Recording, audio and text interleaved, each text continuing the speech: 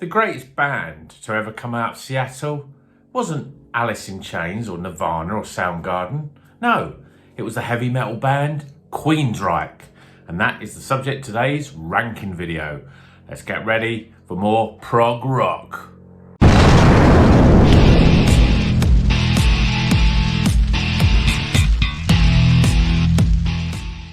Welcome back to Rocker's Beer Review. Now, okay, there was a slight inaccuracy with that introduction because although they're not from Seattle themselves, they are from Washington State in the US, but Queensryche actually formed in Bellevue, that's what it was, Bellevue in Washington State in 1980. Actually, probably, either they formed in that sort of time, they probably were kicking around just before that as well. So Queensryche, I think they're a really definitive heavy metal, power metal, progressive rock. Not quite sure which sort of genre you want to put them in, but they're just a great rock band, really. They've had 15 studio albums, and we're going to go through those rankings in a little while. But first, just a little bit of introduction. So the sort of real definitive lineup really is Jeff Tate on vocals, Chris DiCarmo and Michael Wilson on guitars. Then you've got Eddie Jackson and Scott Rockenfield on drums. That's the sort of definitive lineup, although in the last three albums they had a different singer. They had Todd Latour, and Chris DiCarmo actually did leave in the sort of early 2000s or late 90s actually. So that is the sort of band. Obviously there's a lot of people out there that probably know Queensryche pretty well, certainly know them from their sort of late 80s, early 90s sort of output, but 15 studio albums, that's quite a lot of albums that they've done. Obviously, their first album, I think, came out in the early 80s, 84, I think it was The Warning. And their last one actually came out just a few years ago. So, they're still active, they're still going. Hopefully there's going to be more than 15 albums overall, but this is my ranking of the 15 albums as of 2021, starting with album number 15. Album number 15 is dedicated to Chaos. It was the last sort of official Queensryche with Jeff Tate album, and to be honest, it's an absolute terrible mess of an album. It's literally, I think they probably thought, let's just throw every idea that we've got, all different musical styles, everything into one album, and hopefully there'll be something that sticks. Well, unfortunately, nothing really sticks. It's got everything going on in this. If you've got pop and rock, you've got rap, you've got metal, you've got sitar in it, you've got sample beats, you've got strings. But it's an absolute mess. The songwriting's all over the place. You know, less said about Jeff Tate rapping through some of the songs. It's a really difficult album to enjoy, and it's definitely one to avoid. So in 15th place is Dedicated to Chaos. In 14th position is Frequency Unknown. This is a bit of a weird one really, because this album came out as just Jeff Tate on vocals. All the rest of the band are not. He just brought in lots of other musicians. This was when they were going through the court case and who had the rights to use the Queensryche name. Queensryche used the name, the ones with the rest of the band and a different singer, and Jeff Tate, the singer, created his own little band, and it was still marked as Queensryche. So I'm putting it here. Frequency Unknown. This is when you realise that Jeff Tate obviously taken over a lot of the sort of control of the band, in terms of the style, in terms of the songwriting, because this is almost like an extension of Dedicated to Chaos. Again, not a great album. There's loads of guest musicians, but it's just the songs are just rubbish. And it just doesn't really see itself as a great Queensryche album. So I can only put Frequency Unknown in 14th position. In 13th position is Q2K, which came out obviously in the late 99, I think it actually came out just before the turn of the millennium. This was the first album without Chris DiCarmo, and you can really tell because the songs just aren't there. You know, his songwriting was really a big part of the band, and as soon as he left, the songwriter, the actual songs themselves really took a dive. There's a few standout tracks though. Liquid Sky I really like, and The Right Side of My Mind, but the rest is a bit of a sort of again, you know, a bit of a muddled mess really in terms of the style, in terms of the actual quality of songs. So Q2K, not easy to say, is in 13th position. In 12th position is the album American Soldier. So this was an album retelling some of Jeff Tate's sort of family history with the military. And it should be, you know, I think I give it a bit of respect because it tries something different. All the songs obviously tied to sort of, you know, those sort of diaries and things like that. So again, you know, Jeff Tate is really sort of taking control of the whole sort of direction of this album. It's just, again, missing some quality songwriting, really. The songs just don't really sort of jump out. There's nothing that's really, really good.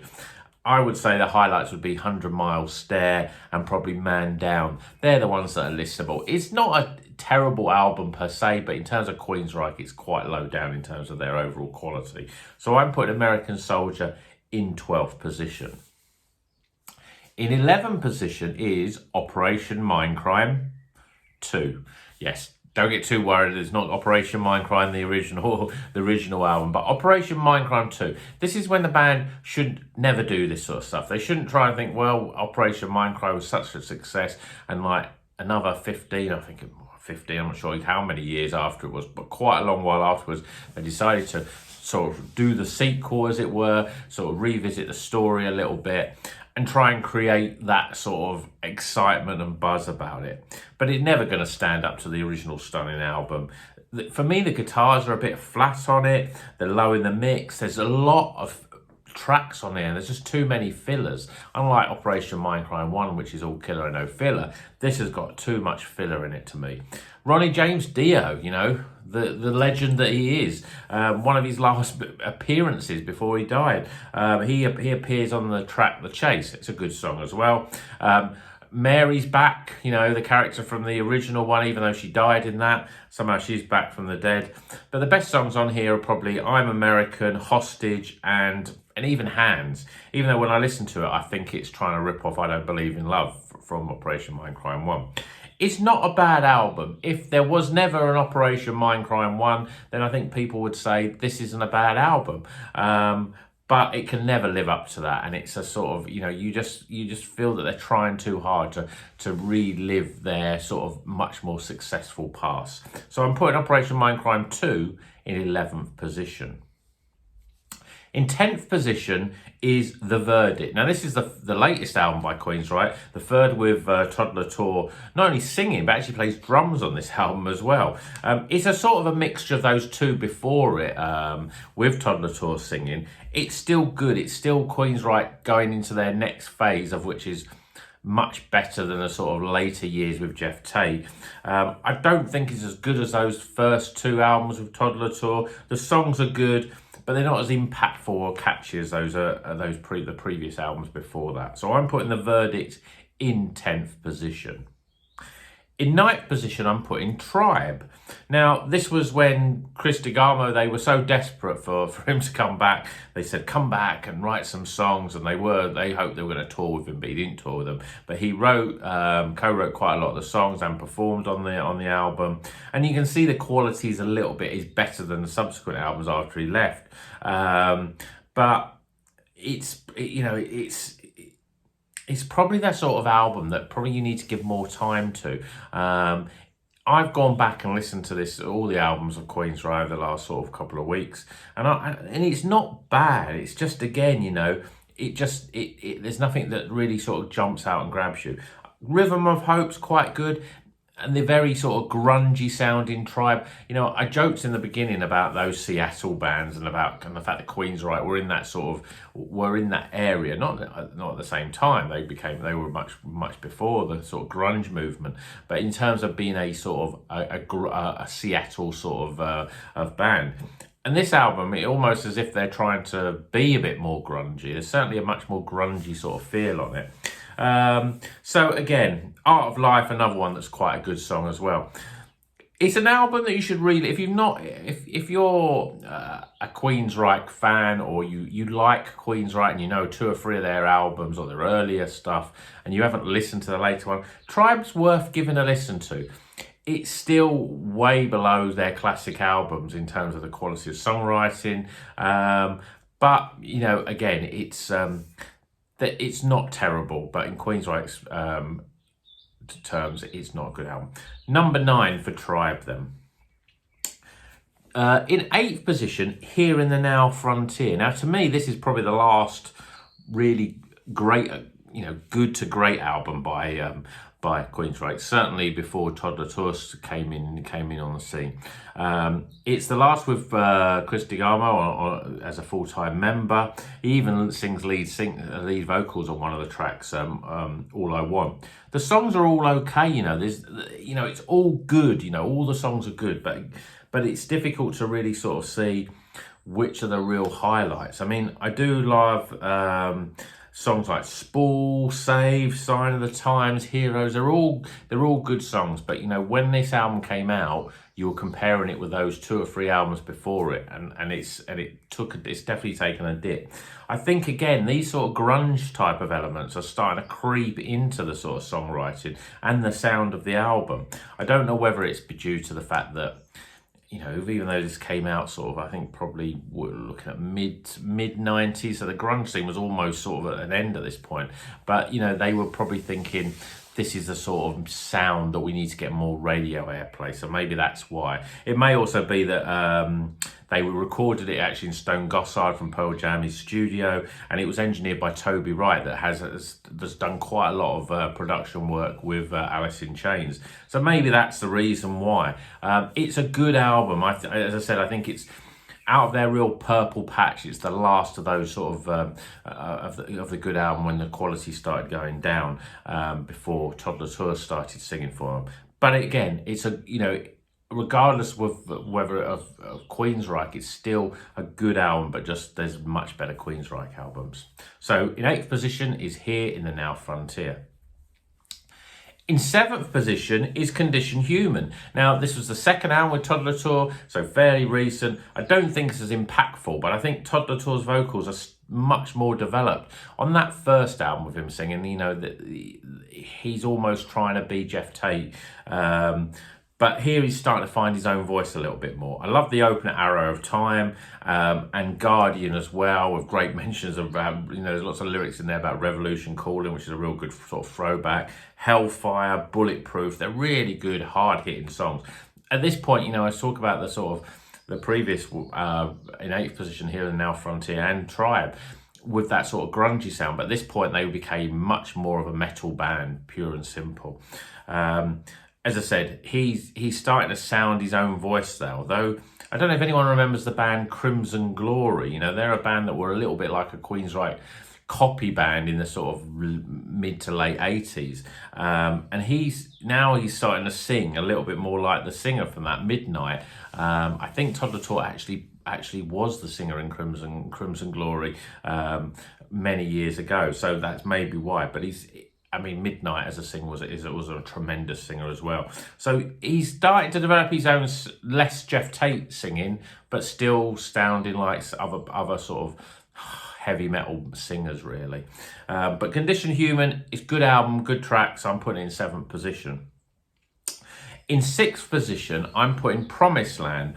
Now, this is probably the most underrated album because it followed the big hitters of Operation Mindcrime and Empire that were big critically and big sellers as well. It was hard albums to follow, really. But Promised Land, I think, is really good. And yes, you could say it was a little bit lost in the sort of grunge movement because it came out in '94. But you can't deny the quality of the songs on this. I Am I. Damage, the epic sort of title track, Promised Land, 8 minutes or so. It's really good quality. But my favourite track is probably the closer, which is Someone Else. It's just Chris DiGamo playing the piano and Jeff Tate singing on there. There's no other band members in it. It's a really impactful, beautiful song. Probably one of my favourite ballads better than Silent Lucidity in my opinion. And I also love the bonus track, Real World. I don't think it was on the original pressing of the album, but it was a bonus track, probably on the CD. And certainly if you look at the album, look at the album on likes of Spotify or other streaming services, usually you would see it. Real World was a song that was on the soundtrack to the Arnold Schwarzenegger film Last Action Hero. But again, a really great song. And I think it's an album, if you haven't heard Queensryche for a while and you think, oh, I love, people are going to talk about Operation Mindcrime and, and maybe Rage for Order and The Warning and Empire. They're sort of, they're the big sellers and critically good ones. But I think that this is an album that, because it was in the shadow of those, it was lost a bit. But go back and listen to it because it's really good. I really enjoy this album. So I'm putting Promised Land in 6th position. In 5th position, and I suppose this is where, I don't know, maybe it's a bit controversial, but I'm putting the album, self-titled album, Queensryche. Not the debut. This was an album, Queensryche, that was the first with Todd Latour singing. They wiped the slate clean. Jeff Tate was gone. They were creating this new band with a new singer. And you can see now that the rest of the band, how their sort of songwriting was much more stifled with Jeff Tate in the band. So the songs now are much more metallic, a bit more heavier, much harder hitting. Todd Latour, okay, he does sound a little bit like Jeff Tate, but he sounded like Jeff Tate when he's singing, when he was at his peak, in the mid-80s. So it's much better for it, heavier, faster, but the songs are still quite accessible as well. It's quite a short album, really. I think it's only about, 35 minutes or something like that, which is quite short for an album. But because of that, it's all filler and it's all killer and no filler. Sorry. I think it's much more in line with their sort of first 2 albums in terms of the sound. I do love Dreams Go to Die, Redemption, Vindication, and A World Without. These are really the key tracks, but really there's nothing poor on this album because it's quite short. But it's definitely a good album. If you've not listened to Queensryche for a while and you don't know the stuff with Todd Latour, I would definitely give that album, the self-titled album Queensryche, a go. And I'm putting it in 5th position, which I think is quite high, really, when you think of Queensryche and you think more of Jeff Tate. Really, it's quite surprising, but I think it's good enough to be in 5th position. So in 4th position is their debut, The Warning. So this was the first album.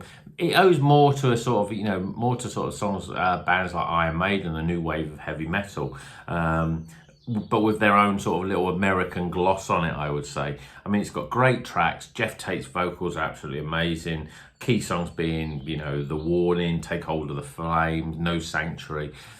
You really see him as being like in the lines of the likes of Bruce Dickinson, the likes of Rob Halford from Judas Priest. Superb singing on this. This was their debut album, and I'm putting it in 4th position for The Warning. In 3rd place, I'm putting Rage for Order. Now, this is where they developed their sound a little bit more from the original The Warning. It's a bit more progressive, a bit more moody, a little bit more art rock in it. And I think it's definitely a classic Queensryche album. Walk in the Shadows, Dreaming Infrared, The Killing Words, London, Screaming in Digital. There's lots of really great tracks on this album. And I'd probably listen to this album more because I think it's probably the quintessential sort of Queensryche, really. And I think it's a really brilliant album. Less said about their sort of image at this point because they went very big in the hair, the makeup, and a sort of almost like a vampire type of look with their sort of big sort of cloaks and stuff that they were wearing at the time. Bit weird, but Rage for Order still in 3rd position. So the top 2, and I think, I'd be surprised if anyone hasn't put these in their top 2. And sometimes they could be interchangeable, but I'm putting in 2nd place Empire. So this was seen as a very commercial sounding album. I remember buying it when it came out on tape, and I literally wore it out because I just listened to it continuously. There was so much to it. There was so many little, the more you listen to it, the more you got from it. I really think it's a brilliant album. The songs are, you've got the harder hitting songs like Best I Can and Empire. You've got more commercial songs like Jet City Woman, Another Rainy Night Without You. But the quality doesn't let up. At the time that this came out and I was listening to it, like, I'd almost put it higher than the number one choice. I'd almost put it as their best album. But I think after the years have gone by, as much as still a great album, and one of the best albums in terms of that sort of genre of music, I don't think it's the best album by Queensryche. The best one has to be, in first place, it's got to be Operation Mindcrime, hasn't it? It's not just the best Queensryche album, but it's probably the best heavy metal concept album of all time. There's nothing weak on this album at all. I don't think there's anything on here where I would skip a track, not want to listen to the track. It starts really strong with the Revolution Calling, Operation Mindcrime, Speak, and then it ends really sort of strongly with I Don't Believe in Love and Eyes of a Stranger. But in between that, you've got the 10-minute sort of mini epic, really, the Sweet Sister Mary, excellent duet between Jeff Tate and Pamela Moore. It's 33 years old, this album, but to me, it still stands up. Brilliant guitar playing as well. Everyone on top of their game, songwriting, everything just clicked on this album, and it's why it has to be the number one album. If you're still here at this point in the video and you've never heard Queensryche before, stop the video right now, go and listen to Operation Mindcrime. That's Operation Mindcrime 1 that came out in 88, not the second one. This is a superb album, really good. As I said, not only the best album by Queensryche, but one of the best heavy metal albums, I think, of all time. Brilliant album. Give it a listen if you haven't already. So, that's my ranking of the 15 studio albums by Queensryche. But what do you think? Do you think that my Todd the Tour albums are a bit too high up in my ranking? Do you think that, you know, there was plenty of, that some of the other older stuff with Jeff Tate should have been better? And which is the best album? Should it have been, is it Operation Mindcrime, or maybe you prefer Rage for Order? Anyway, I hope you've enjoyed this ranking video of Queensryche. Tell me which Queensryche is your favourite album. Tell me which songs you love. This is a band, I must admit, that I'm quite upset to say, but I've never seen them live. It's one big regret. I would have loved to see them play Operation Mindcrime in its full, complete sort of thing with all the lights and the video and everything. That would have been brilliant. But unfortunately, for one reason or another, I kept missing Queensryche and I've never seen them live. Anyone seen them live? Are they as good live as they are on their album? Let me know in the comments. And until the next one, keep on rocking.